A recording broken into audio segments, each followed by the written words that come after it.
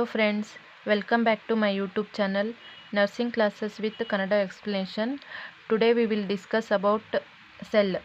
Cell is very important topic in GNM first year and BSc first year and a competitive exam also. It is a very important topic.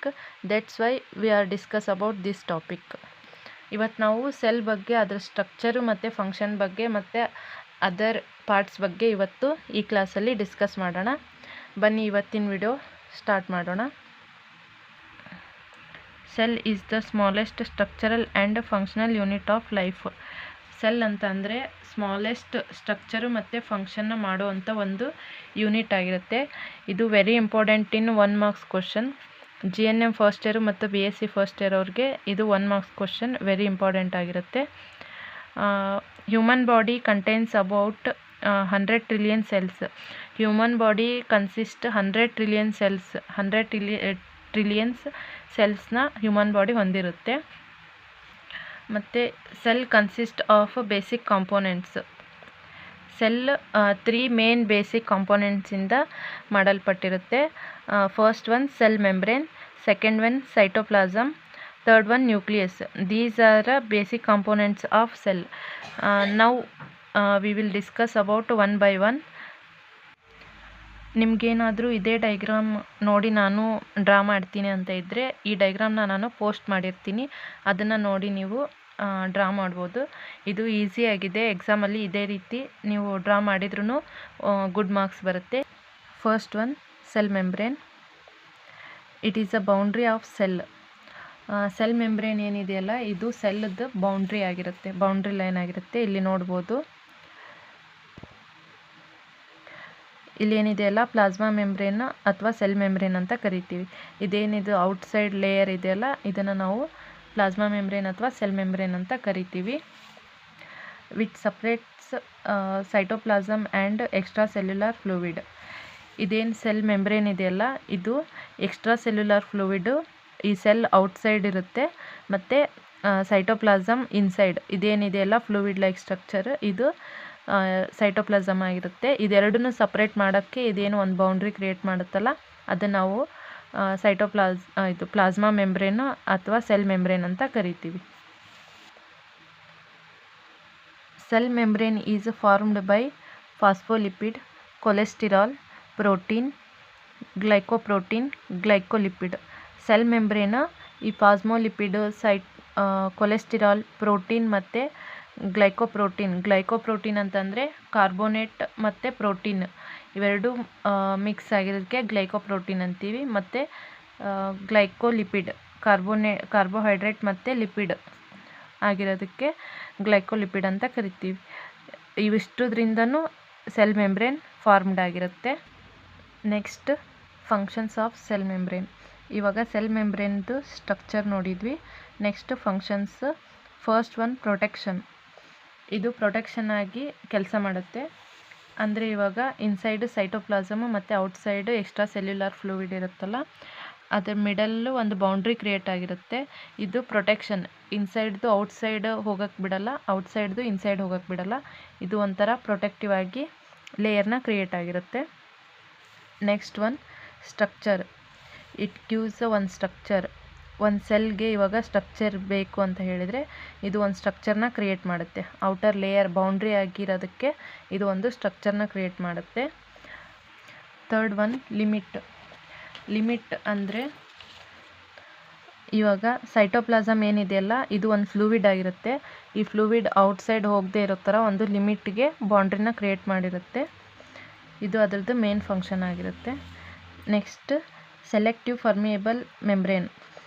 ಅಂದರೆ ಇದು transport, ಏನೇನು important ಇರುತ್ತೆ, ಏನೇನು necessary things ಇರುತ್ತೆ ಅದನ್ನೇ transport ಕೂಡ ಮಾಡೋದು ಇದ್ರದ್ದೊಂದು ಫಂಕ್ಷನ್ ಆಗಿರುತ್ತೆ. Fifth one absorption of nutrients. ಇವಾಗ ಸೆಲ್ ಡೆವಲಪ್ಮೆಂಟ್ಗೆ ಏನೇನು ನ್ಯೂಟ್ರಿಯೆಂಟ್ಸ್ ಬೇಕು ಅದನ್ನೆಲ್ಲ ಇದು ಟ್ರಾನ್ಸ್ಪೋರ್ಟ್ ಮಾಡುತ್ತೆ. Sixth one excretory function. ಅಂದರೆ ಸೆಲ್ಲಲ್ಲಿ ಏನೇನು ವೇಸ್ಟೇಜ್ ಇರುತ್ತೆ ಅದನ್ನು ಎಕ್ಸ್ಕ್ರಿಯೇಟ್ರಿ ಕೂಡ ಇದು ಮಾಡುತ್ತೆ. Next one seventh exchange of gas. ಇವಾಗ ಸೆಲ್ಗೆ ಆಕ್ಸಿಜನ್ ವೆರಿ ಇಂಪಾರ್ಟೆಂಟ್ ಆಗಿರುತ್ತೆ, ಅದನ್ನು ಆ ಫಂಕ್ಷನ್ ಕೂಡ ಇದು ಮಾಡುತ್ತೆ. ಆಕ್ಸಿಜನ್ನ O2ನ ಇನ್ಹೇಲ್ ಮಾಡಿ ಕಾರ್ಬನ್ ಡೈಆಕ್ಸೈಡ್ನ ಎಕ್ಸೇಲ್ ಮಾಡುತ್ತೆ. ಇದು ವೆರಿ ಇಂಪಾರ್ಟೆಂಟ್ ಫಂಕ್ಷನ್ ಆಗಿರುತ್ತೆ. ನಿಮ್ಗೆ ಇವಾಗ ಗೊತ್ತಾಗಿರ್ಬೋದು ಸೆಲ್ ಮೆಂಬ್ರೇನ್ದು ಏನೇನು ಫಂಕ್ಷನ್ ಅಂತ. ಪ್ರೊಟೆಕ್ಷನ್ ಮಾಡುತ್ತೆ, ಸ್ಟ್ರಕ್ಚರ್ ಕೊಡುತ್ತೆ, ಲಿಮಿಟ್ ಕ್ರಿಯೇಟ್ ಮಾಡುತ್ತೆ, ಸೆಲೆಕ್ಟಿವ್ ಪರ್ಮೇಯಬಲ್ ಮೆಂಬ್ರೇನ್ ಇದು ಟ್ರಾನ್ಸ್ಪೋರ್ಟ್ ಏನೇನು ಇಂಪಾರ್ಟೆಂಟ್ ಇರುತ್ತೆ ಅದನ್ನು ಟ್ರಾನ್ಸ್ಪೋರ್ಟ್ ಮಾಡಿಕೊಳ್ಳುತ್ತೆ. ಮತ್ತು ಅಬ್ಸಾರ್ಪ್ಷನ್ ಆಫ್ ನ್ಯೂಟ್ರಿಯೆಂಟ್ಸ್ನ ಇದು ಅಬ್ಸಾರ್ಬ್ ಮಾಡಿಕೊಳ್ಳುತ್ತೆ. ಎಕ್ಸ್ಕ್ರಿಯೇಟ್ರಿ ಫಂಕ್ಷನ್ ಮಾಡುತ್ತೆ, ಎಕ್ಸ್ಚೇಂಜ್ ಆಫ್ ಗ್ಯಾಸ್ ಇವೆಲ್ಲನೂ ಸೆಲ್ ಮೆಂಬ್ರೇನ್ದು ಫಂಕ್ಷನ್ ಆಗಿರುತ್ತೆ. ಇವಾಗ second component cytoplasm. Cytoplasm is a intracellular fluid. Cytoplasm ಏನಿದೆಯಲ್ಲ ಇದು ಸೆಲ್ ಒಳಗಡೆ ಇರೋ ಫ್ಲೂಯಿಡ್ ಆಗಿರುತ್ತೆ. Cytoplasm is a jelly like substance. ಇದು ಜೆಲ್ಲಿ ಲೈಕ್ ಸಬ್ಸ್ಟೆನ್ಸ್ ಆಗಿರುತ್ತೆ. ಇದು ಸೆಲ್ ಒಳಗಡೆ ಇರುತ್ತೆ. Cytoplasm has a 2 zones, ectoplasm and endoplasm. Ectoplasm outer, ಇದು ಸ್ವಲ್ಪ ಮಿಸ್ಟೇಕ್ ಆಗಿರುತ್ತೆ, ಇದು ನಾನು ಉಲ್ಟಾ ಬರೆದಿದ್ದೀನಿ, ನೀವು ಕರೆಕ್ಟ್ ಮಾಡ್ಕೊಳ್ಳಿ. ಇವಾಗ ನೋಡೋಣ. ಎಕ್ಟೋಪ್ಲಾಸಮ್ ಅಂತಂದರೆ ಔಟರ್ ಲೇಯರ್ಗೆ ಏನಿರುತ್ತಲ್ಲ ಇದು ಎಕ್ಟೋಪ್ಲಾಸಮ್ ಆಗಿರುತ್ತೆ. ಈ ಸೈಡ್ ಬೌಂಡ್ರಿಯಲ್ಲಿ ಏನಿರುತ್ತಲ್ಲ ಇದು ಎಕ್ಟೋಪ್ಲಾಸಮ್. ಇನ್ಸೈಡ್ ನ್ಯೂಕ್ಲಿಯಸ್ ಪಕ್ಕ ಏನು ಇರುತ್ತಲ್ಲ ಸೈಟೋಪ್ಲಾಸ್ಮ ಅದು ಎಂಡೋಪ್ಲಾಸ್ಮಿಕ್ ಆಗಿರುತ್ತೆ. ಇವೆರಡು 2 zones ಆಫ್ ಸೈಟೋಪ್ಲಾಸಮ್ ಆಗಿರುತ್ತೆ. ಇವಾಗ next cytoplasm contains various organelles. Cytoplasm ಏನಿದೆಯಲ್ಲ ಒಂದು jelly like substance, intracellular fluid. It contains various ಜಾಸ್ತಿ ಆರ್ಗನೆಲ್ಸ್ನ ಇದು ಇನ್ಸೈಡ್ ಇರುತ್ತೆ. Mitochondria, first one mitochondria, second one Golgi apparatus, third one endoplasmic reticulum, fourth ribosome, fifth lysosome, sixth phagosomes, seventh centrosome and centrioles, eighth peroxisomes, ninth cytoskeleton. ಇವೆಲ್ಲನೂ various organs, cytoplasm ಒಳಗಡೆ ಇರುವಂಥ various ಆರ್ಗನೆಲ್ಸ್ ಆಗಿರುತ್ತೆ. ಇವನ್ನ ನಾವೀಗ 1 by 1 ಆಗಿ discuss ಮಾಡೋಣ. ಇದನ್ನು ನಾನು ನೆಕ್ಸ್ಟ್ ಕ್ಲಾಸಲ್ಲಿ ಕಂಟಿನ್ಯೂ ಮಾಡ್ತೀನಿ, ಯಾಕಂದರೆ ಈ ವಿಡಿಯೋ ಲೆಂದಿ ಆಗುತ್ತೆ. ಇವಾಗ ಫಸ್ಟ್ ಒನ್ ಏನಿದೆಯಲ್ಲ ಮೈಟೋಕಾಂಡ್ರಿಯಾ, ಇದ್ರ ಬಗ್ಗೆ ಅಷ್ಟೇ ಇವತ್ತು ನಾನು ಈ ಕ್ಲಾಸಲ್ಲಿ ಡಿಸ್ಕಸ್ ಮಾಡ್ತೀನಿ. ರಿಮೈನಿಂಗ್ ವೇರಿಯಸ್ ಆರ್ಗನೆಲ್ಸ್ ಏನಿದೆಯಲ್ಲ ಅವನ್ನ ನೆಕ್ಸ್ಟ್ ಕ್ಲಾಸಲ್ಲಿ ಡಿಸ್ಕಸ್ ಮಾಡ್ತೀನಿ. ನೆಕ್ಸ್ಟ್ ಇವಾಗ ಮೈಟೋಕಾಂಡ್ರಿಯಾ ಬಗ್ಗೆ ಸ್ಟಡಿ ಮಾಡೋಣ. ಫಸ್ಟ್ ಮೈಟೋಕಾಂಡ್ರಿಯಾ ಅಂತಂದರೆ ಇದು very important in GNM first year and BSc first year ಎಕ್ಸಾಮಲ್ಲಿ ವೆರಿ ಇಂಪಾರ್ಟೆಂಟ್ ಕ್ವಶನ್ ಆಗಿರುತ್ತೆ. Mitochondria it is a power house of cell ಅಂತ ಇದನ್ನು ನಾವು ಕರಿತೀವಿ. ಎಕ್ಸಾಮಲ್ಲಿ ಫಿಲ್ ಇನ್ ದ ಬ್ಲ್ಯಾಂಕ್ಸ್ ಆಗಿ ಕೇಳ್ಬೋದು. Power house of cell is dash ಅಂತ ಕ್ವಶನ್ನ ಕೇಳ್ಬೋದು. ಅದಕ್ಕೆ ಆನ್ಸರ್ ಮೈಟೋಕಾಂಡ್ರಿಯಾ ಆಗಿರುತ್ತೆ.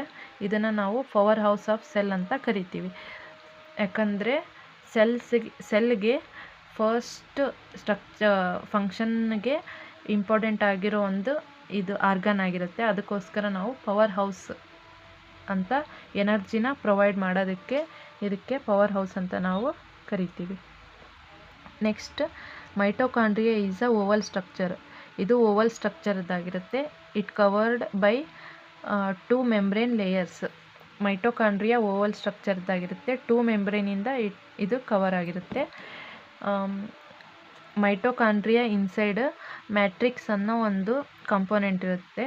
ಅದು the innermost compartment it contains enzymes, mitochondrial DNA and ribosomes, other materials. Matrix ಅನ್ನೋ ಒಂದು ಇನ್ನರ್ ಕಂಪಾರ್ಟ್ಮೆಂಟ್, ಅದರೊಳಗಡೆ energy, mitochondrial DNA, ribosomes and other particles store ಆಗಿರುತ್ತೆ. Next functions of ಮೈಟೋಕಾಂಡ್ರಿಯಾದ್ದು ಫಂಕ್ಷನ್ ಏನಂತ ಇವಾಗ ನೋಡೋಣ.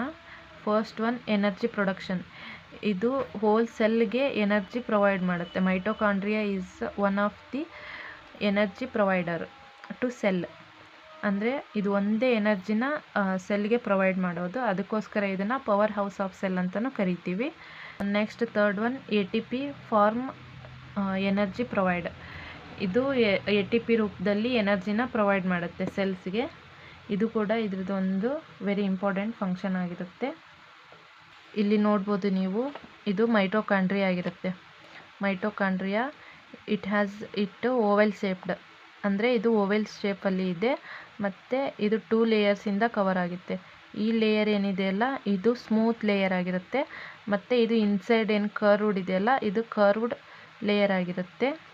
ಇದರೊಳಗಡೆ ಮ್ಯಾಟ್ರಿಕ್ಸ್ ಅನ್ನೋ ಒಂದು ಕಂಪೋನೆಂಟಲ್ಲಿ ಎಂಜೈಮ್ಸ್ ಮತ್ತು ಮೈಟೋಕಾಂಡ್ರಿಯಲ್ DNA ಅದೆಲ್ಲ ರೈಬೋಸೋಮ್ಸ್ ಅದೆಲ್ಲ ಸ್ಟೋರ್ ಆಗಿರುತ್ತೆ. ಇದ್ರ ಫಂಕ್ಷನ್ ಅಂತಂದರೆ ಹೋಲ್ ಸೆಲ್ ಏನಿದೆಯಲ್ಲ ಆ ಸೆಲ್ಗೆ ಎನರ್ಜಿನ ಪ್ರೊವೈಡ್ ಮಾಡೋದು ಇದ್ರದ್ದು ಮೇನ್ ಫಂಕ್ಷನ್ ಆಗಿರುತ್ತೆ.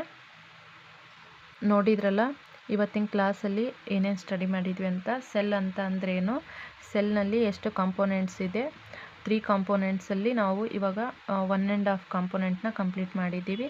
First one cell membrane, next cytoplasm ಅದರಲ್ಲಿ ಬರುವಂಥ ವೇರಿಯಸ್ ಆರ್ಗನ್ಸಲ್ಲಿ ಫಸ್ಟ್ ಒನ್ ಮೈಟೋಕಾಂಡ್ರಿಯಾ ಅಲ್ಲಿವರೆಗೂ ನಾವು ಇವತ್ತು ಸ್ಟಡಿ ಮಾಡಿದ್ದೀವಿ. ನೆಕ್ಸ್ಟ್ ವೇರಿಯಸ್ ಆರ್ಗನೆಲ್ಸ್ ಏನೇನಿದೆಯಲ್ಲ ನೆಕ್ಸ್ಟ್ ಕ್ಲಾಸಲ್ಲಿ ಸ್ಟಡಿ ಮಾಡೋಣ.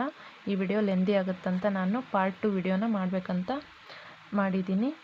ನಿಮಗೇನಾದರೂ ಈ ವಿಡಿಯೋ ಇಷ್ಟ ಆಗಿದ್ದರೆ ಈ ವಿಡಿಯೋನ ಲೈಕ್ ಮಾಡಿ, ಕಮೆಂಟ್ ಮಾಡಿ, ಶೇರ್ ಮಾಡಿ. ಏನಾದರೂ ಎಕ್ಸ್ಟ್ರಾ ಇನ್ಫಾರ್ಮೇಷನ್ ಆ್ಯಡ್ ಮಾಡಬೇಕು ಅಂತ ಇದ್ದರೆ ಕಮೆಂಟ್ ಮಾಡಿ. ನಾನು ಅದನ್ನು ನೆಕ್ಸ್ಟ್ ವಿಡಿಯೋದಲ್ಲಿ ಫಸ್ಟ್ಗೆ ಆ ಟಾಪಿಕ್ ಸ್ಟಾರ್ಟ್ ಮಾಡಿ ನೆಕ್ಸ್ಟ್ ರಿಮೈನಿಂಗ್ ಟಾಪಿಕ್ನ ಸ್ಟಾರ್ಟ್ ಮಾಡ್ತೀನಿ. Thank you so much for watching this video.